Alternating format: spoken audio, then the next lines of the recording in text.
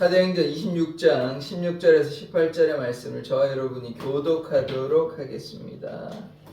일어나 너의 발로 서라. 내가 내게 나타난 것은 곧 내가 나를 본 일과 장차 내가 내게 나타날 일에 너로 종과 증인을 삼으려 함이니 이스라엘과 이방인들에게서 내가 너를 구원하여 그들에게 보내어 18절 같이 읽겠습니다. 그 눈을 뜨게 하여 어둠에서 빛으로 사단의 권세에서 하나님께로 돌아오게 하고 죄사함과 나를 믿어 거룩하게 된 무리 가운데서 기업을 얻게 하리라 하더이다. 아멘.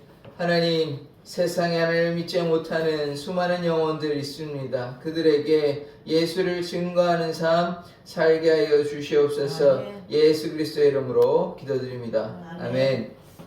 바울은 아그리빠 앞에서 자신의 회심 이야기를 지금 하고 있습니다.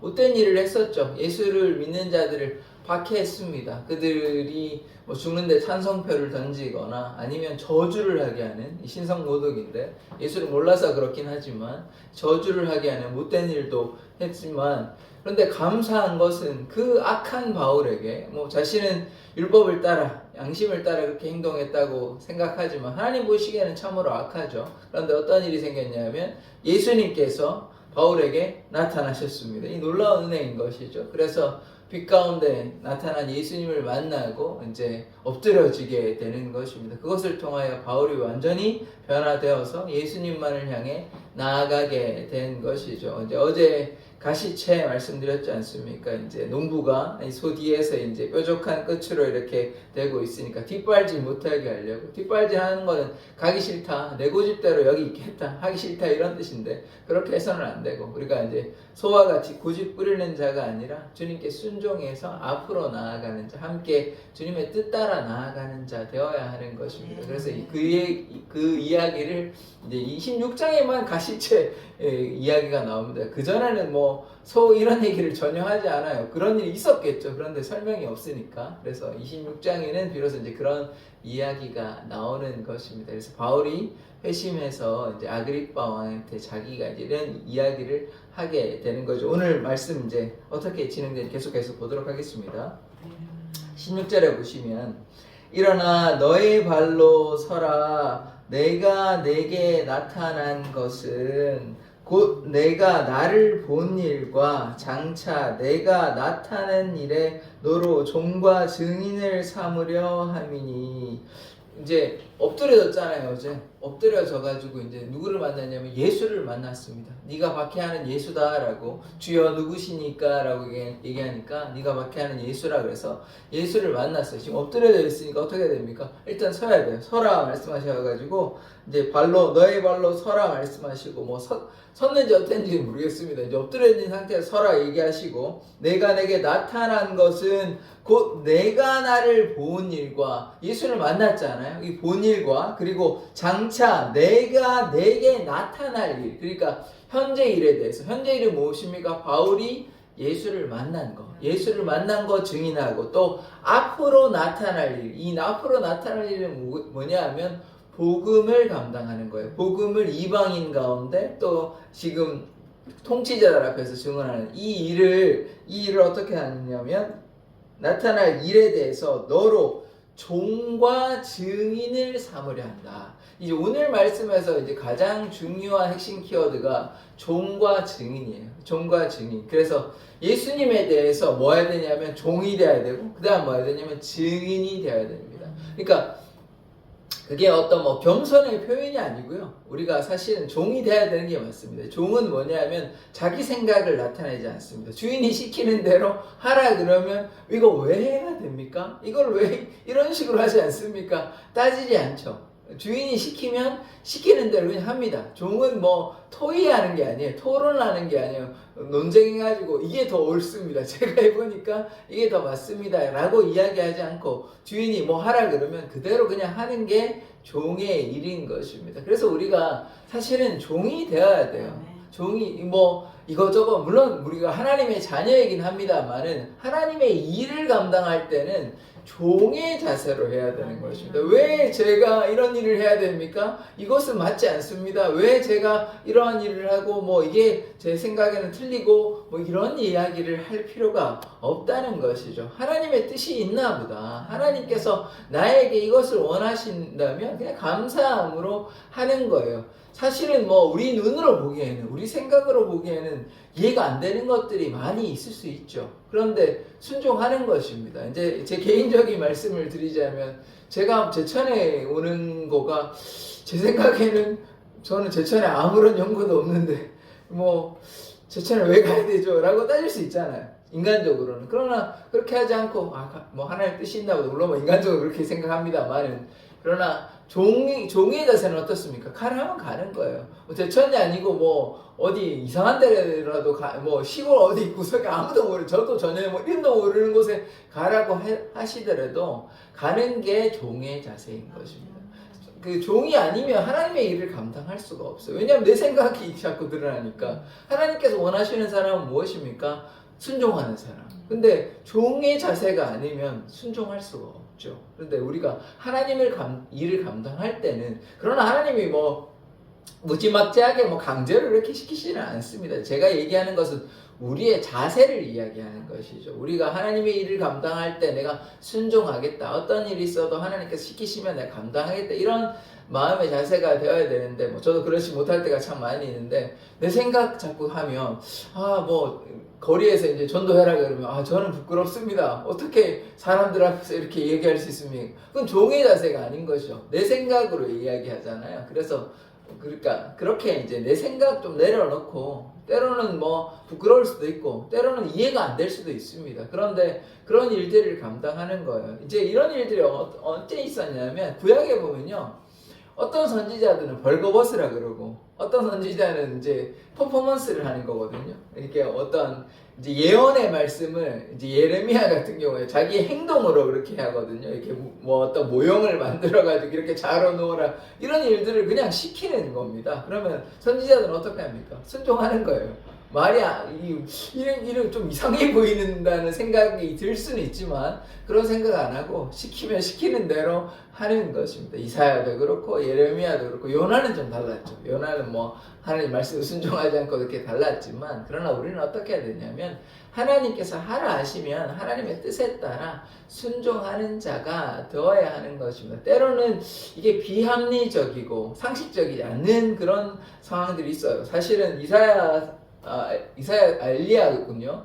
3년 동안 벌거벗고 돌아다니라 그러면 그거 하기 쉽지 않잖아요. 근데 물론 하나님께서 우리에게 그런 걸 당장 시키시진 않겠지만, 그래서 때로는 상식에 맞지 않고 이게 말이 안 되는 것도 우리가 순종할 수 있는 그런 마음의 자세가 되어야 하는 것입니다. 물론 제가 다시 말씀드리지만 그 모든 사람에게 그렇게 막 이상하게 막 시키지는 않습니다. 굉장히 제한적인 경우에 그렇게 하지만, 제가 이제 다시 말씀드리는 것은 우리가 순종의 자세, 종의 자세가 되어야 된다. 그럴 때 하나님의 역사가 나타난다는 거예요. 내 생각 가지고서는 하나님의 뜻이 나타날 수 없습니다. 하나님의 도구가 아니잖아요. 나의 도구고 내 마음대로 하는데 어떻게 하나님의 역사가 나타나는 것입니까? 그러니까 바울이 이러한 복음의 열매가 나타났다는 것은 무엇입니까? 이런 종이 되었다는 것이에요. 이 말씀대로 종의 역할을 했기 때문에 그러함으로 예수의 증인의 역사가 나타났지, 만약에 종의 자세는 없고 증인의 삶만 있었다면 이만큼의 하나님의 역사는 나타나지 않았을 것입니다. 그러니까 바울이 완전히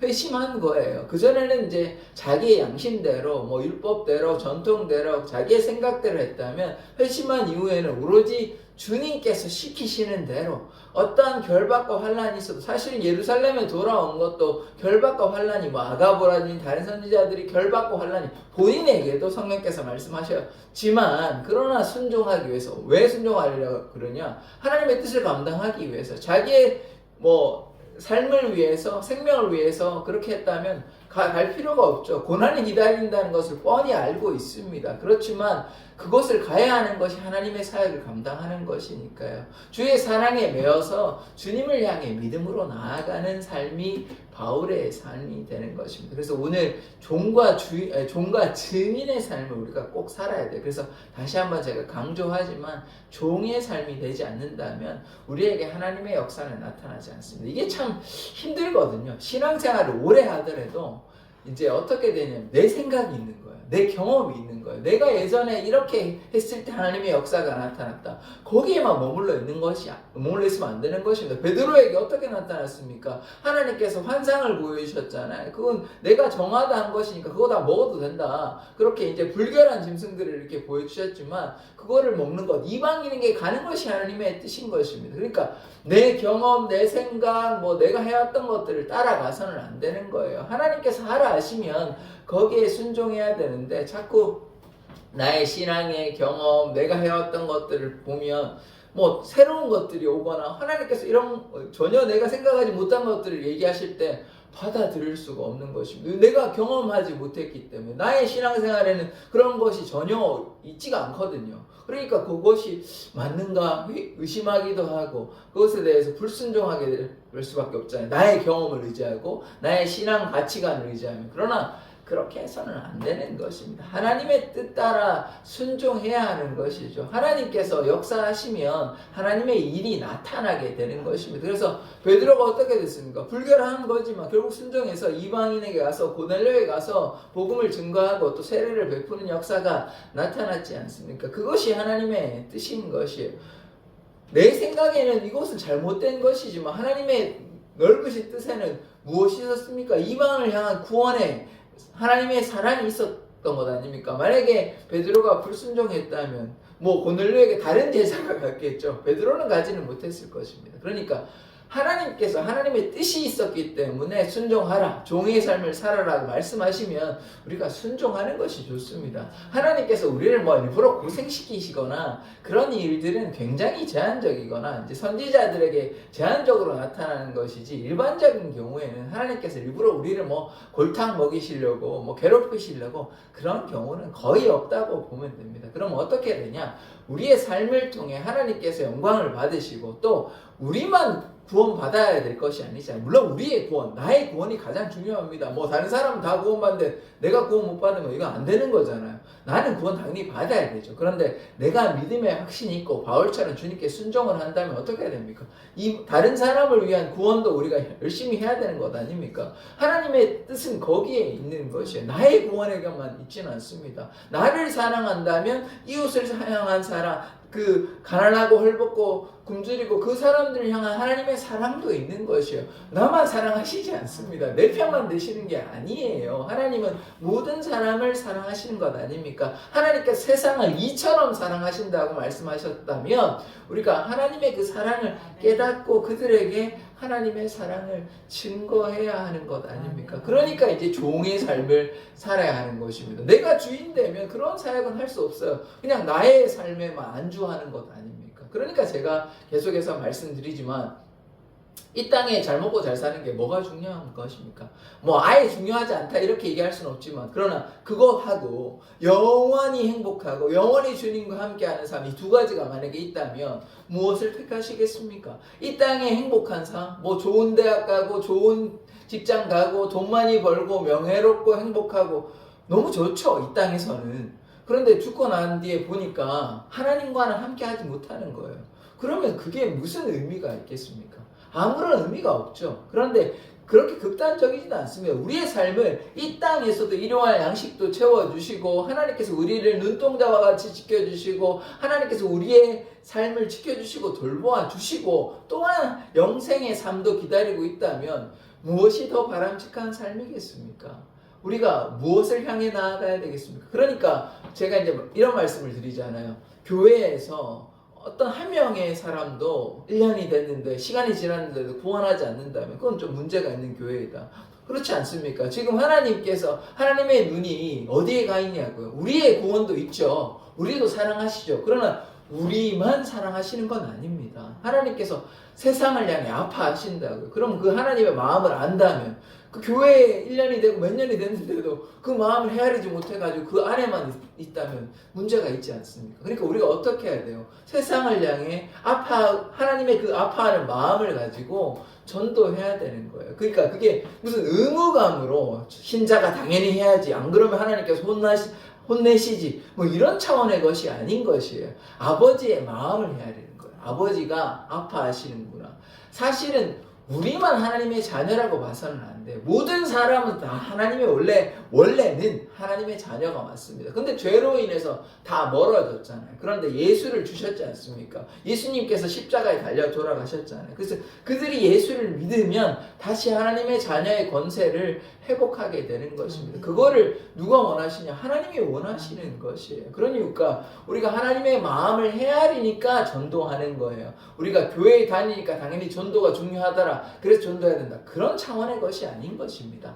아버지의 마음을 헤아리니까. 그것이 무엇입니까? 돌아온 탕자가 왔을 때 아버지께서 달려가시고 또 옷도 입히시고 반지도 끼워주시고 자녀의 권세를 회복하잖아요. 그게 하나님 아버지의 마음이 이것이거든요. 그래서 우리가 그 아버지의 마음을 깨달아서 종과 예수의 증인의 삶을 살아야 하는 것입니다. 자, 그 다음 말씀을 계속해서 보도록 하겠습니다. 17절 말씀 보시면 이스라엘과 이방인들에게서 내가 너를 구원하여 그들에게 보내어, 그러니까 이스라엘뿐만 아니라 이방인도 둘 다 이제 가서 예수의 증인된 삶을 살게 되는 것입니다. 18절에 보시면 그 눈을 뜨게 하여 어둠에서 빛으로, 사단의 권세에서 하나님께로. 그러니까 어둠이 뭡니까? 사단의 권세에 있다는 것이에요. 예수를 믿지 않다는 말은 뭐냐 하면 사단에 사로잡혀 있다는 얘기가 똑같은 것입니다. 그들이 인정하든 인정하지 않든 예수를 믿지 않는다는 말은 누구한테 사로잡혀 있다는 것입니까? 사단에게 사로잡혀 있다는 것이, 어둠에 있다는 것은 그저 예수님을 안 믿는 그것에 있는 것이 아니라 사단의 권세에 굴복하였다, 이것을 우리가 깨달아야 하는 것입니다. 예수 안에 있으면 우리가 예수님의 은혜 가운데, 하나님의 은혜 가운데 거하지만 예수님 밖으로 나아가면 누가 기다리고 있습니까? 사단이 기다리고 있어요. 어둠에 있다는 것은 사단의 권세에 굴복해가지고 자기가 인정하든 인정하지 않든 거기에 얽매여 있다는 것입니다. 그러면 어떻게 되는 것입니까? 하나님과 함께 할 수 없는 것이죠. 거기에 벗어나서 하나님의 품에 거할 때 구원이 있는 것입니다. 그러니까 사단의 권세, 사단의 유혹에 있는 많은 사람들이 있잖아요. 그들이 어둠에서 빛으로 나오기 위해서, 사단의 권세에서 풀려나서 하나님의 권세에, 하나님의 자녀로 예수의 제자로 살기 위해서 우리가 예수의 종과 하나님의 종과 증인이 되어야 된다, 이런 말씀을 오늘 하고 있는 것입니다. 그래서 우리가 바울이 증인된 삶을 살아는 거죠. 그 다음에 어떻게 되냐면 하나님께 돌아와서 죄사함을 얻고 나를 믿어 거룩하게 된 무리 가운데서 기업을 얻게 하리라 하더이다. 그러니까 예수님을 믿어야 어떻게 됩니까? 죄사함이 있어요. 죄사함. 예수님을 믿지 아니하면 죄사함이 없는 것입니다.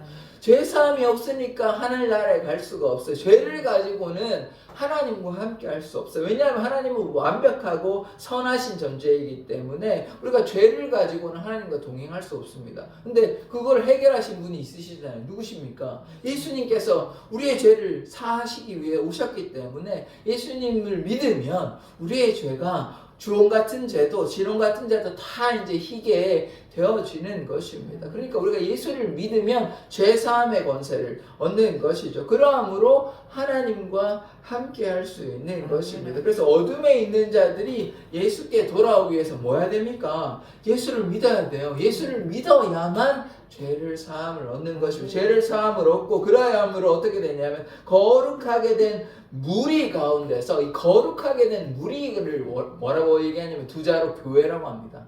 교회. 거룩하게 된 무리가 뭡니까? 거룩한 게 뭐예요? 우리가 뭐 어떻게 선하게 살면 거룩해지는 겁니까? 아니요, 절대로 거룩해질 수는 없습니다. 뭐 윤리적으로, 세상의 기준으로 얘기했을 때 뭐 윤리적으로, 도덕적으로 저 사람은 법 없이도 사는 사람이다, 뭐 그렇게 얘기할 수는 있죠. 근데 그게 거룩한 거는 전혀 아닙니다. 거룩한 것은 무엇이냐면 죄가 사함을 받아서 하나님과 함께 할 수 있는 상태, 구별된 상태인 것입니다. 그게 어떻게 가능합니까? 예수를 믿어서요. 예수를 믿으면 죄 사함을 얻죠. 죄 사함을 얻었으니까 우리가 어떻게 됩니까? 죄가 사해지니까 우리가 어떻게 돼요? 거룩하게 세상과 구별된 삶을 살 수 있게 되는 것입니다. 그 거룩함을 얻은 사람들, 거룩하게 된 사람의 무리가 뭡니까? 그 교회라는 것이에요.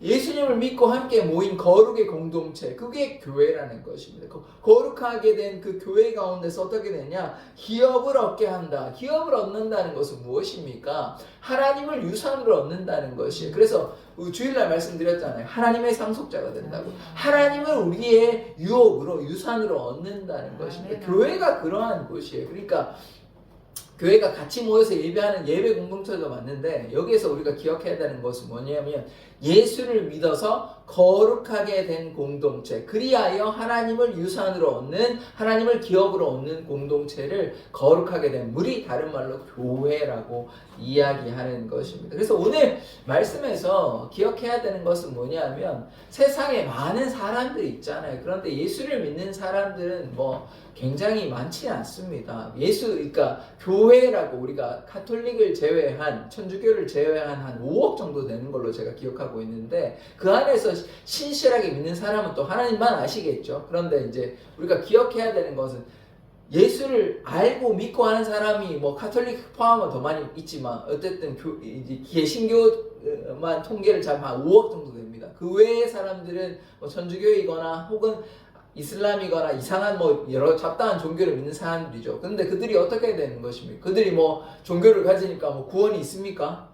아니죠. 아까 제가 뭐라고 말씀드렸냐면, 하나님 안에, 예수 안에 거하면 그것은 예수님의 은혜 가운데, 하나님의 은혜 가운데 거하지만, 예수 밖에 있으면 누구의 권세에 사로잡혀 있다 그랬습니까? 사단의 권세에 사로잡혀 있는 것이에요. 저는 요건 좀 다른 얘기인데, 천주교도요, 우리가 좀 조심해야 됩니다. 제가 얘기하면 또 너무 길어지기 때문에 맞지 않은 것들이 여러 가지가 있어요. 몇 가지 이제 말씀을 드리자면, 죄사함을 허용해버리잖아요. 술 먹는 거에 대해서 괜찮다 얘기해버리고, 타협하는 신앙들이 있거든요. 그리고 성상 이런 것들 있잖아요. 그러니까 잘못된 것들이 있어요. 그러니까 개신했어요.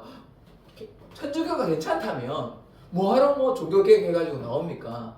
그게 아니라는 것이에요. 잘못된 부분들이 있어요. 제가 성경 다닌다고, 천주교 믿는다고 구원 못 받는다 이렇게 제가 말씀 못 드리겠는데, 그러나 잘못된 것들이 있다는 건 분명히 있습니다. 그래서 주의해야 돼요. 근데 제가 이거는 오늘 중요한 부분은 아니고, 제가 얘기를 하는 건 뭐냐면, 예수를 믿지 않냐면 구원함이 없습니다. 그러니까 이슬람이든 힌두교든 불교든 구원이 없어요. 그거는 누구에게 사로잡힌 거라고요? 사단에게 사로잡힌 것입니다. 그게 사단의 장난이에요. 이렇게 대놓고 얘기할 수는 없지만, 이러면 종교 분쟁으로 싸우게 되니까. 그러나 우리는 말씀에 근거하면 그건 다 사단에 사로잡혀 있는 거예요. 예수 안에 없는데요. 예수 안에 지금 어둠에 있는 자들은 누구에 사로잡혀 있는 거라고 얘기했습니까? 사단에 사로잡혀 있는 것이에요. 그러니까 그들에게 뭐 해야 됩니까? 예수를 전해야 하는 것입니다. 우리 제천뿐만 아니라 열방 가운데, 세계 가운데, 그래서 전도와 선교의 사명을 우리가 감당해야 되는 거예요. 우선은 우리가 지금 제천에 예수를 믿지 않는 사람들, 우리가 한 13만이 안 되는데, 제천에 13만 중에 한 10% 그 내외 정도 될 겁니다. 그러면 해봐도 한 15,000 미만이잖아요. 교인 다 합쳐봐야. 그러면 얼마나 낮아요? 13만이 안 되는데 15,000도 안 된다 그러면 굉장히 낮은 숫자 아닙니까? 그러니까 이곳에 니느웨 백성처럼 예수를 믿지 않는 그들이 회개하여서 돌아간 것처럼, 우리가 예수를 전하여서 제천에 예수를 믿지 않는 사람들의 복음을 전해야 하는 것입니다. 그래서 그들이 한 명이라도 혹은 더 많은 사람들이 다 예수님께 나와서 회개함으로 예수를 믿어야 되는 것이죠. 어둠의 권세에 있지 아니하고 사단의 권세에 있지 아니하고 하나님께로, 예수께로 돌아올 때, 그리할 때 죄사함을 얻고, 그리함으로 거룩한 무리에 동참하고, 그리하여 하나님의 유산을 얻어서 하나님의 자녀가 되고, 그리하여 어떻게 되는 것입니까? 영생을 얻게 되는 것이죠. 회심하여서 예수와 공동체에 머물고 그리하여 영생을 누린다. 이런 말씀을 오늘 하는 것입니다. 그러니까 우리가 뭐 해야 되는 것입니까? 우리가 어떤 의무감으로 해야만 해서 해야 되는 것이 아니에요. 하나님의 마음이 어디에 있냐는 것을 우리가 깨달아야 되는 것이에요. 첫째 아들의 문제가 무엇입니까? 첫째 아들은 아버지의 말씀에 순종했습니다. 그거는 너무 좋아요. 엇나가지 아니하고. 그런데 아버지의 마음은 몰랐다는 것입니다. 아버지의 울타리 안에서 집에서는 잘했습니다. 그런데 아버지의 마음은 몰랐어요. 아버지의 마음이 뭐 이렇게만 하면 뭐 되겠지, 기뻐하시겠지, 그 정도만 생각했지 둘째 아들을 향한 아파하는 마음은 몰랐다는 것이. 그러니까 제가 계속해서 말씀을 드리는 것이 아니에요. 우리가 첫째 아들이 되면 안 된다니까요. 내가 아버지의 집에 거해가지고 아버지께 순종했으니까 내가 잘하는 거 아니냐, 그것만 생각해서, 그것도 뭐 어느 정도는 잘하는 거 맞습니다만 아버지의 마음이 지금 어디에 있어요? 둘째 아들에게 있다니까요. 세상에서 방황하고 있는 괴로워하는 그 탕자들의 마음, 탕자들을 바라보시면 아파하시는 게 누구의 마음입니까? 그게 하나님의 마음이라니까요. 근데 그거를 헤아리지 못해가지고 내가 그냥 아버지의 집에서 내 할 일 잘했으니까 그걸로 됐지라고 생각하면 그건 좀 아쉬운 것입니다. 아버지의 마음을 헤아리는 것 아닙니까? 아버지를 좀 기쁘시게 해드려야 되는 것이죠. 그런데 아버지의 마음은 지금 둘째를 향해 가 있는 것이에요. 괴로워하는 둘째, 어떻게 할까? 제가 뭐 잘 살아갈 수 있을까? 아버지는 어느 정도 이미 그냥 육신의 아버지도 저거 돈 가지고 가면 방탕하게 살 거라는 걸 어느 정도 예측할 수 있는 것입니다. 그런데 하물며 육신의 아버지도 그런데 하나님 아버지는 당연히 더 전지전능하신 하나님 아버지께서 다 잘 아시는 것 아닙니까? 그런데 그 연약한 영혼들이 하나님을 믿지 아니하고 아버지의 품에 돌아오지 아니하고 자기 마음대로 살면 탕자는 돌아오기라도 했죠. 돌아오지 않으면 어떻게 되는 것입니까? 그 결과는 참혹한 것입니다. 그냥 이 땅의 삶은 그냥 뭐 죽음으로 끝나죠. 그냥 뭐 비참한 죽음이든 어떤 죽음이든 죽음으로 끝나는 인생이 됩니다. 근데 중요한 것은 육신의 죽음이 끝나면 그 위에 우리가 뭐 다 소멸됩니까? 아니죠. 영생이 있고 영벌이 있다는 거예요. 이게 끔찍한 것입니다. 영생은 우리에게 너무 축복이죠. 우리가 영원히 살고 하나님과 산다는 건 너무 행복한 일이죠. 근데 반면에 무엇이 있습니까? 영벌이 있다는 거예요. 이건 너무 끔찍한 일입니다. 그러니까 그 사람들이 예수를 믿지 아니하면 그 지옥의 고통 가운데 끊임없이 뭐 이를테면 1000년 지나면 끝난다. 뭐 그러면 또 뭐 끝나니까 뭐 다행인데 그런 게 없습니다. 죽음이라는 개념이 없어요. 고통이 그냥 무한대로 가는 거예요. 끝까지. 끝도 없어요. 그냥 끝이 없어요. 계속 가는 거예요. 그러니까 너무 잔인하잖아요. 그런데 그거를 하나님께서 일부러 고난을 그러한 벌을 주시는 게 아닙니다. 하나님께 순종하지 않으면 그것이 기다리고 있다는 거예요. 아버지의 마음이 그러면 하나님이 무슨 괴팍한 악한 신이 아니라면 하나님 아버지가 둘째 아들도 아버지의 자녀였잖아요 원래. 그런데 그 자녀들이 그렇게 지옥불에 가는 걸 보면 하나님이 아이 고소하다, 너네들가 내 말 안 들어서 순종 안 해서 그렇게 됐지, 뭐 이렇게 생각하시겠습니까? 하나님께서 눈물 흘리지 않으시겠습니까? 고통스럽지 않으시겠습니까? 그 자녀들이 지옥불에 가는 걸 보면서 아이 기쁘다, 아이 너네들은 뭐 안 가니까 참 좋다, 뭐 이렇게 생각하시겠어요? 하나님이 그러지 않으시죠. 그러니까 하나님은 한 영혼이라도 더 주님께 나오기를 원하시는 것이 하나님 아버지의 마음인 것입니다. 그래서 이제 전도를 말씀을 드리는 것이, 우리가 아버지의 마음을, 하나님의 마음을 헤아린다면 그렇게 좀 전도를 해야 됩니다. 저도 참 전도를 하면 전도 얘기하면 좀 부끄러운데 좀 더 열심히 해야 되는데 그게 저도 자꾸 핑계를 대는데 지금 2026년도에 전도하는 게 참 쉽지 않은 거는 현실입니다. 하지 말라는 뜻은 아니고 전도의 문이 참 굉장히 좁아져 있죠. 그렇지만 우리는 그럼에도 불구하고 전도를 해야 됩니다. 왜 그러냐면 교회를 부흥하기 위해서 그건 둘째 문제고요. 교회 부흥은 둘째 문제입니다. 첫째 문제는 뭐냐면 그 영혼이 불쌍해서요. 하나님 아버지가 그들을 불쌍히 여긴다는 것입니다. 교회 부흥은 둘째 문제. 첫째 문제는 뭐냐면 그들 한 명 한 명의 영혼이 불쌍하다는 것입니다. 그들이 예수를 믿지 아니하면 어떻게 됩니까? 너무 잘 알지 않습니까? 그러니까 아버지의 마음을 헤아려서 한 명의 영혼이라도 또 더 많은 영혼이 하나님께 돌아오는 것이 하나님께서 기뻐하시기 때문에 우리가 하나님의 자녀로서 그래서 이제 예수의 종과 하나님의 종과 증인이 되어서 그렇게 복음 증거하기를 원합니다. 그러면 하나님께서 기뻐하시는 것이에요. 우리가 뭐 사실은 뭐 상급 받는 것도 중요하고 뭐 이런 것 저런 것도 중요하지만 그런 것을 다 떠나서 하나님께 순종하는 것이 무엇인지, 종의 자세는 무엇인지, 그러하다면 아버지의 눈이, 아버지의 마음이, 아버지의 시선이 어디에 가 있는지 우리가 헤아린다면 세상 사람, 아파하는 사람들에게 다 가 있다는 것이, 사단의 권세에 지금 사로잡힌 자들을 지금 하나님께서 누구를 불러서 해방시켰습니까? 물론 예수님을 통하여 해방시켰지만 그 뒤에는 지금 누구를 사용하고 계십니까? 바울을 사용하고 있는 거예요. 사단의 권세에 사로잡힌 자들을 바울 사도를 통해서 많은 사람들이 예수께 돌아오게 된 것 아닙니까? 그들이 무지하고 어리석고 그들이 예수를 몰랐지만 이방인들 가운데 바울이 뭐 고난 가운데서 좌절하지 않고 오로지 예수님만을 향해서 그렇게 나아갔지 않습니까? 그러니까 우리도 그렇게 예수를 향해 나아가기를 원합니다. 뭐 우리의 상급 이런 건 사실 둘째고 그들 한 영혼이 얼마나 불쌍합니까? 제가 만약에 지역불에 간다 그러면 저는 뭐 절대로 가고 싶지 않습니다. 너무 끔찍합니다. 그 고통이, 끊임없는 고통을 계속 받는다면 너무나 괴롭습니다. 사실 그걸 안다면, 진짜 그거 믿는다면 다 예수를 믿죠. 근데 그것이 없다고 생각하니까, 지옥은 없고 또 어떤 사람들 하나님을 사랑하니까 뭐 절대로 뭐 지옥에 보내시지 않으실 것이다, 그런 아니한 생각을 하는 분들도 계신데 전혀 그렇지 않습니다. 하나님은 분명한 심판이 있는 것이에요.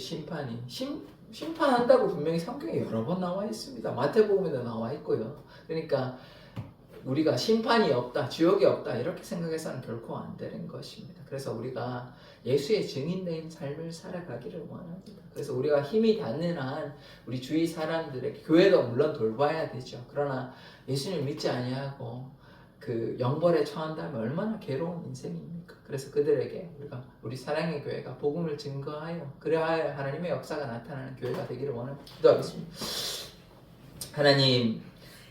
하나님께서 바울을 예수의 종과 하나님의 종과 증인으로 불러주셨습니다. 그리하여 그 바울을 통하여 사단의 권세, 어둠의 권세에 붙잡혀 있는 자들에게 하나님의 은혜와 사랑을 베풀어 주시고 그리하여 그들에게 영생의 길, 구원의 길을 열어주셨습니다. 하나님, 바울과 같이 우리를 사용하여 주셔서 그들에게 죄사함의 권세, 예수 믿는 권세를 통하여 그들에게 구원의 문을 열어 주시옵소서. 우리를 사용하여 주시옵소서. 하나님, 우리의 입술을 통하여 예수를 증거하기를 원합니다. 우리의 생각, 우리의 뜻 내려놓고 종의 태도로 살아가는 자 되게 하여 주시옵소서. 예수 그리스도의 이름으로 기도드립니다. 아멘.